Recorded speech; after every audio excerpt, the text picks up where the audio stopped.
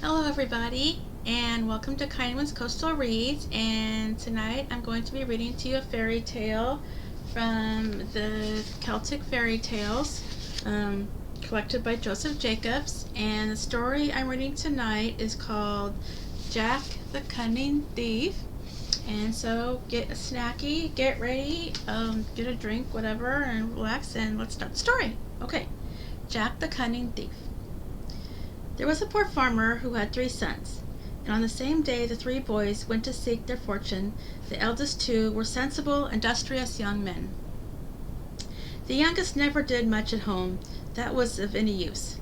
He loved to be setting snares for rabbits and tracing horses in the snow, and inventing all sorts of funny tricks to annoy people at first and then set them laughing. The 3 parted at crossroads, and Jack took the lonesomest. The day turned out rainy, and he was wet and weary. You may depend at nightfall when he came to a lonesome house a little off the road. "What do you want?" said a blear-eyed old woman that was sitting at the fire. "My supper and a bed, to be sure," said he. "You can't get it," said she. "What's to hinder me?" said he. "The owners of the houses," said she, "6 honest men that does be out mostly till 3 or 4 o'clock in the morning, and if they find you here they'll skin you alive at the very least." "Well, I think," said Jack, "that their very most couldn't be much worse. Come, give me something out of the cupboard, for here I'll stay. Skinning is not much worse than catching your death of a cold in a ditch or under a tree such a night as this." "Begone!" She got afraid and gave him a good supper, and when he was going to bed he said if she let any of the 6 honest men disturb him when they came home she'd sup sorrow for it. When he awoke in the morning there were 6 ugly-looking spalpeens standing round his bed. He leaned on his elbow and looked at them with great contempt. "Who are you?" said the chief, "and what's your business?" "My name," says he, "is Master Thief, and my business just now is to find apprentices and workmen. If I find you any good, maybe I'll give you a few lessons." Bedad, they were a little cowed, and says the head man, "Well, get up, and after breakfast we'll see who is he to be the master and who the journeyman." They were just done breakfast when what should they see but a farmer driving a fine large goat to market. "Will any of you," says Jack, "undertake to steal that goat from the owner before he gets out of the wood, and that without the smallest violence?" "I couldn't do it," says one, "and I couldn't do it," says another. "I'm your master," says Jack, "and I'll do it." He slipped out, went through the trees to where there was a bend in the road, and laid down his right brogue in the very middle of it. Then he ran on to another bend, and laid down his left brogue, and went and hid himself. When the farmer sees the first brogue, he says to himself, "That would be worth something if it had the fellow, but it is worth nothing by itself." He goes on till he comes to the second brogue. "What a fool I was," says he, "not to pick up the other. I'll go back for it." So he tied the goat to a sapling in the hedge and returned for the brogue. But Jack, who was behind a tree, had it already on his foot, and when the man was beyond the bend he picked up the other and loosened the goat and led him off through the wood. Achone! The poor man couldn't find the first brogue, and when he came back he couldn't find the second, nor neither his goat. "Well, Malott," says he, "what will I do after promising Johanna to buy her a shawl? I must only go and drive another beast to the market unknownst. I'd never hear the last of it. If Joan found out what a fool I'd made of myself." The thieves were in great admiration at Jack, and wanted him to tell them how he had done the farmer, but he wouldn't tell them. By and by they see the poor man driving a fine fat wether the same way. "Who'll steal the wether?" says Jack. "Before it's out of the wood, and no roughness used." "I couldn't," says one, "and I couldn't," says another. "I'll try," says Jack. "Give me a good rope." The poor farmer was jogging along and thinking of his misfortune when he sees a man hanging from the bough of a tree. "Lord save us," says he, "the corpse wasn't there an hour ago." He went on about half a quarter of a mile, and there was another corpse again, hanging over the road. "God between us and harm," said he, "am I in my right senses? There was another turnabout, the same distance, and just beyond it the third corpse was hanging. "Oh, murder!" said he. "I'm beside myself. What would bring 3 hung men so near one another? I must be mad. I'll go back and see if the others are there still." He tied the wether to a sapling and went back, and back he went. But when he was round the bend, down came the corpse, and loosened the wether, and drove it home through the wood to the robber's house. You all may think how the poor farmer felt when he could find no one dead or alive, going or coming, nor his wether, nor the rope that fastened him. "Oh, misfortunate day!" cried he. "What'll Jones say to me now? My morning gone, and the goat and wether lost. I must sell something to make the price of the shawl. Well, the fat bullock is in the nearest field. She won't see me taking it." Well, if the robbers were not surprised when Jack came into the bawn with the wether, "If you do another trick like this," said the captain, "I'll resign the command to you." They soon saw the farmer going by again, driving a fat bullock this time. "Who'll bring that fat bullock here," says Jack, "and use no violence?" "I couldn't," says one, and "I couldn't," says another. "I'll try," says Jack, and away he went into the wood. The farmer was about the spot where he saw the first brogue, when he heard the bleating of a goat off at his right in the wood. He cocked his ears, and the next thing he heard was the mawing of a sheep. "Blood alive," says he, "maybe these are my own that I lost." There was more bleating and more mawing. There they are, as sure as a gun," says he, and he tied his bullock to a sapling that grew in the hedge, and away he went into the wood. When he got near the place where the cries came from, he heard them a little before him, and on he followed them. At last, when he was about half a mile from the spot where he tied the beast, the cries stopped altogether. After searching and searching till he was tired, he returned for his bullock, but there wasn't the ghost of a bullock there, nor anywhere else that he searched. This time, when the thieves saw Jack and his prize coming into the lawn, they couldn't help shouting out, Jack must be our chief." So there was nothing but feasting and drinking hand to fist the rest of the day. Before they went to bed, they showed Jack the cave where their money was hid, and all their disguises in another cave, and swore obedience to him. One morning, when they were at breakfast, about a week after, said they to Jack, "Will you mind the house for us to-day while we are at the fair of Montcurie? We hadn't a spree for ever so long. You must get your turn whenever you like." "Never say it twice," says Jack, and off they went. After they were all gone, says Jack to the wicked housekeeper, "Do these fellows ever make you a present?" "Ah, catch them at it, indeed, and they don't, purshun to 'em. Well, come along with me, and I'll make you a rich woman." He took her to the treasure cave, and while she was in raptures, gazing at the heaps of gold and silver, Jack filled his pockets as full as they could hold, put more into a little bag, and walked out, locking the door on the old hag, and leaving the key in the lock.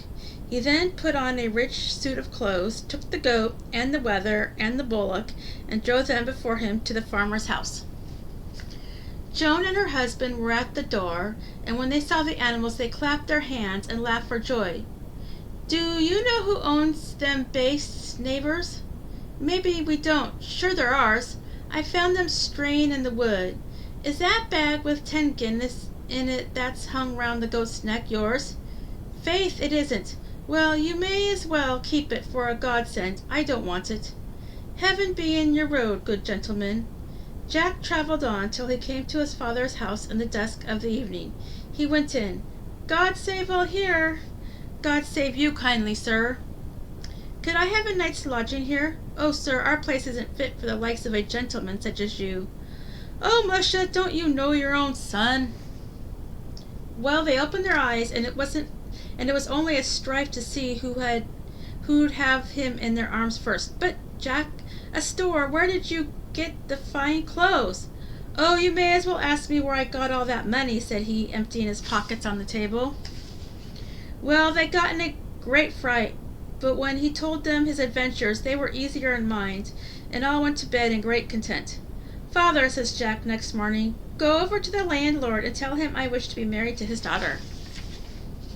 "Faith, I'm afraid he'd only set the dogs at me. If he asks me how you made your money, what'll I say? Tell him I am a master thief, and that there is no one equal to me in the 3 kingdoms, that I am worth 1,000 pounds, and all taken from the biggest rogues unhanged. Speak to him where the young lady is by. It's a droll message you're sending me on. I'm afraid it won't end well. The old man came back in 2 hours. Well, what news? Droll news enough. The lady didn't seem a bit unwilling. I suppose it's not the first time you spoke to her. And the squire laughed and said, you would have had to steal the goose off of the spit in his kitchen next Sunday, and he'd see about it. Oh, that won't be hard anyway. Next Sunday, after the people came from early mass, the squire and all his people were in the kitchen, and the goose turning before the fire. The kitchen door opened, and a miserable old beggar man with a big wallet on his back put in his head. Would the mistress have anything for me when dinner is over, your honor? To be sure, we have no room here for you just now. Sit in the porch for a while. God bless your honor's family and yourself. Soon someone that was sitting near the window cried out, Oh, sir, there's a big hare scampering like the devil round the bawn. Will we run out and pin him? Pin a hare, indeed. Much chance you'd have. Sit where you are. That hare made his escape into the garden, but Jack, that was in the beggar's clothes, soon let another out of the bag. Oh, master, there he is still pegging round. He can't make his escape. Let us have a chase.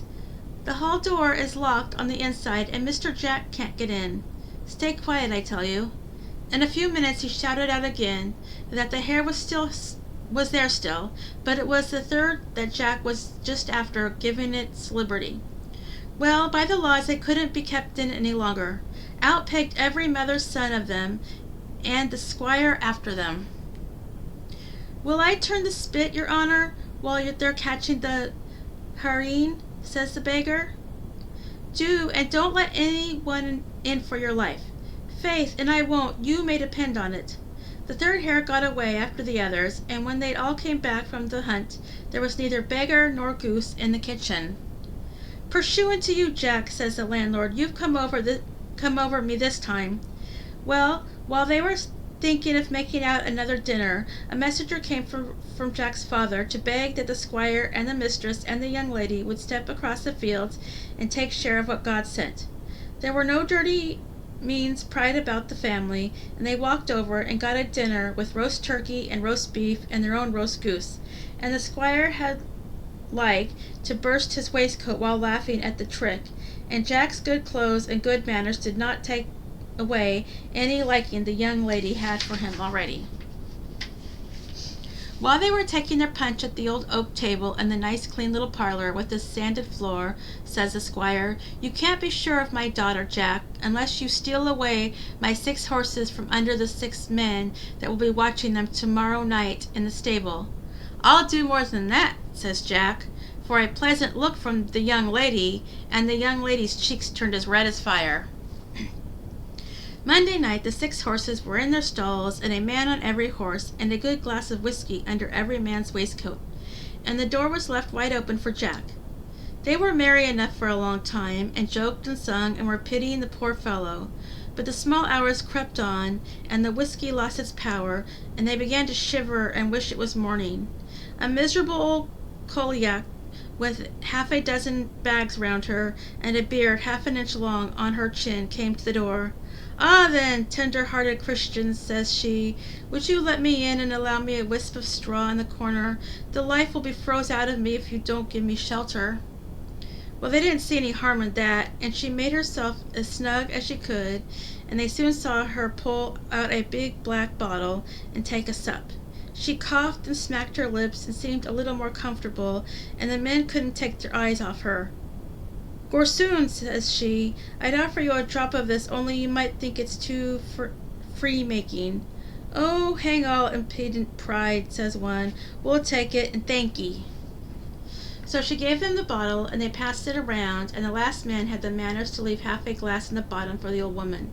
They all thanked her and said it was the best drop ever, passed their tongue. And throth the grass, said she, it's myself that's glad to show how I value your kindness in giving me shelter. I am not without another boudel bedeal, and you may pass it round while myself finishes what the decent man left me."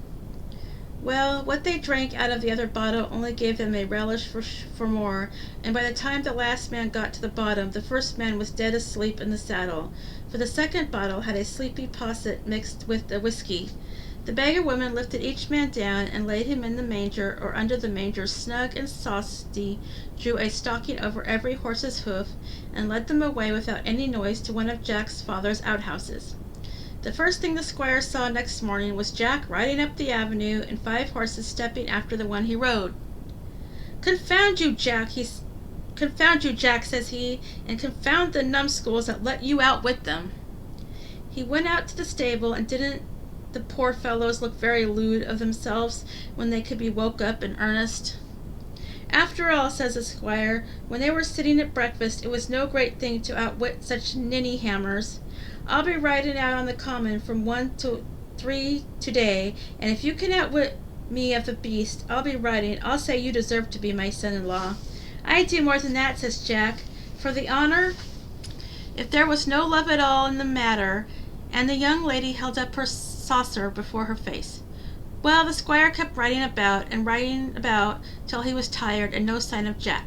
He was thinking of going home at last, when what should he see but one of his servants running from the house as if he was mad. "Oh, master, master," says he, as far as he could be heard, "fly home if you wish to see the poor mistress alive. I'm running for the surgeon. She fell down 2 flights of stairs, and her neck or her hips or both her arms are broke, and she's speechless, and it's a mercy if you find the breath in her. Fly as fast as a baste will carry you." "But hadn't you better take the horse? It's 1.5 miles to the surgeon's." "Oh, anything you like, master." "Oh, vuya, Mistress Alana, that I should ever see the day, and your pretty body disfigured as it is. Here, stop your noise, and be off like wildfire. Oh, my darling, isn't this a trial?" He tore home like a fury, and wondered to see no stir outside, and when he flew into the hall, and from that to the parlor, his wife and daughter that were sewing at the table screeched out at the rush he made, and the wild look that was on his face. "Oh, my darling," said he, when he could speak, "how's this? Are you hurt? Didn't you fall down the stairs? What happened at all? Tell me." "Why, nothing at all happened, thank God, since you rode out. Where did you leave the horse?" Well, no one could describe the state he was in for about a quarter of an hour, between joy for his wife, and anger with Jack, and chagrin for being tricked. He saw the beast coming up the avenue, and a little gorsoon in the saddle with his feet in the stirrup leathers. The servant didn't make his appearance for a week, but what did he care with Jack's 10 golden guineas in his pocket? Jack didn't show his nose till next morning, and it was a queer reception he met. "That was all foul play you gave," says the squire. "I'll never forgive you for the shock you gave me. But then I am so happy ever since, I think I'll give you only 1 trial more. If you will take away the sheet from under my wife and myself tonight, the marriage may take place to-morrow." "We'll try," says Jack, "but if you keep my bride from me any longer, I'll steal her away, if she was minded by fiery dragons." And then here's just a picture. I like pictures. I put pictures in. When the squire and his wife were in bed, and the moon shining in through the window, he saw a head rising over the sill to have a peep, and then bobbing down again. "That's Jack," says the squire. "I'll astonish him a bit," says the squire, pointing a gun at the lower pane. "Oh, Lord, my dear," says the wife, "sure you wouldn't shoot the brave fellow? Indeed, and I wouldn't for a kingdom. There's nothing but powder in it." Up went the head, bang went the gun, down dropped the body, and a great souse was heard on the gravel walk. "Oh, Lord," says the lady, "poor Jack is killed or disabled for life." "I hope not," says the squire, and down the stairs he ran. He never minded to shut the door, but opened the gate and ran into the garden. His wife heard his voice at the room door before he could be under the window and back as she thought. "Wife, wife," says he from the door, the sheet! He is not killed, I hope, but he is bleeding like a pig. I must wipe it away as well as I can, and get some one to carry him in with me." She pulled it off the bed and threw it to him. Down he ran like lightning, and he had Hardly time to be in the garden when he was back, and this time he came back in his shirt as he went out. "High hanging to you, Jack," says he, "for an errant rogue." "Errant rogue," says she. Isn't the poor fellow all cut and bruised?" "I didn't much care if he was. What do you think was bobbing up and down at the window and sauced down so heavy with the walk? A man's clothes stuffed with straw and a couple of stones. And what did you want with a sheet just now, to wipe his blood if he was only a man of straw? Sheet, woman, I wanted no sheet." "Well, whether you wanted it or not, I threw it to you, and you standing outside o' the door." "Oh, Jack, Jack, you terrible tinker," says the squire, "there's no use in striving with you. We must do without the sheet for one night. We'll have the marriage tomorrow to get ourselves out of trouble." So married they were, and Jack turned out a real good husband. And the squire and his lady were never tired of praising their son-in-law, Jack the Cunning Thief. The end. And so that's the end of the story of Jack the Cunning Thief from the Celtic Fairy Tales, and hope you enjoyed it. And if you liked the video, you can hit the like and subscribe button, and I will be back tomorrow with another story for you, fairy tale. And thank you for watching, and have a great night, everyone. Bye.